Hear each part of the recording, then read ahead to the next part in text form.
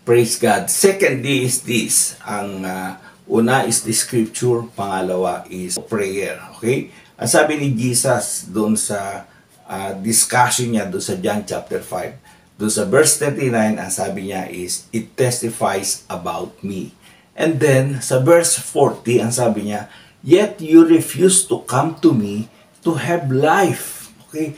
Yung mga tao during that time is, they were seeing Jesus face to face and they were hearing Him at siya ay nagtuturo sa kanila.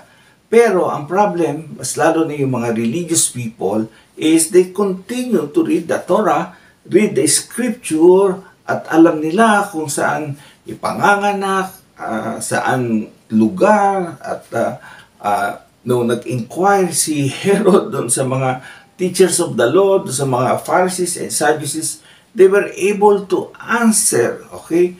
Kasi sabi niya, saan darating ang Messiah, saan ipapanganak, na ipinpoint nila doon sa Bethlehem, na ipinpoint nila ang lahat ng mga signs of the first coming of the Messiah.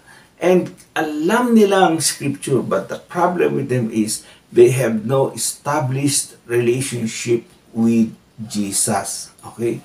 So, parang sa panahon natin ngayon, maraming nagbabasa ng Bible, maraming alam sa Bible, pero hindi naman nila hinahanap ang ating Panginoon. Sila ay maraming pinag-aralan ng mga seminaryo at kung saan pang mga eskwelahan na nang galing, pero ang problem sa kanila, they cannot represent Christ. They do not know Christ because they have no closer relationship with Jesus. Nananalangin sila, pero kung kangi-kangino sila nakafocus ng prayer. So, ang sabi ng Bible is, come to me, sabi ni Jesus. Come to me. Let's all come to Jesus on a very personal way. Okay? At alam natin yan sa pamamagitan ng panalangin. Alam po ninyo, halos karamihan ng mga tao na nakakilala kay Jesus at nakaging close kay Jesus, ang unang-unang prayer nila is this, Lord, reveal yourself to me. Okay? Ipakilala mo ang sarili mo sa akin. Okay? Si Paul, nung nagkaroon siya ng encounter doon sa Damascus, ang question niya, who are you, Lord? Sino ka, Lord? Okay? Kasi he wants to know Him. Gusto niya magkaroon ng intimacy sa ating Panginoon. And that's why nung nagkaroon siya ng relationship sa Panginoon, ang sabi ng Bible, sabi ni Paul, hindi ako nag-report agad dun sa mga early apostles, but instead, I studied the scripture and seek God. Okay? For 3 years, naghanap muna siya sa mukha ng Panginoon. At nung naunawaan niya ang tungkol kay Jesus, okay, sapagkat si Jesus mismo ang personal na nagturo sa kanya at nag-reveal ng sarili sa kanya, then Paul was ready to visit or have fellowship with the other apostles, and nagkaroon siya ng maraming ministry sapagkat kilala niya ang kanyang Messiah. Okay? So, ang sabi ng Bible, Jeremiah 29 verse 13. Alam ko, very familiar tayo doon sa 29:11. I know the plans for you, plans to prosper you and not to harm you, to give you hope and a future.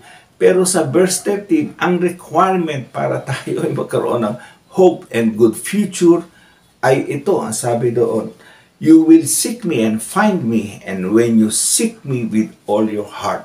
Yun pala yun. Once we seek God in prayer, we seek God every day of our life, okay? And we seek Him with all our heart, okay?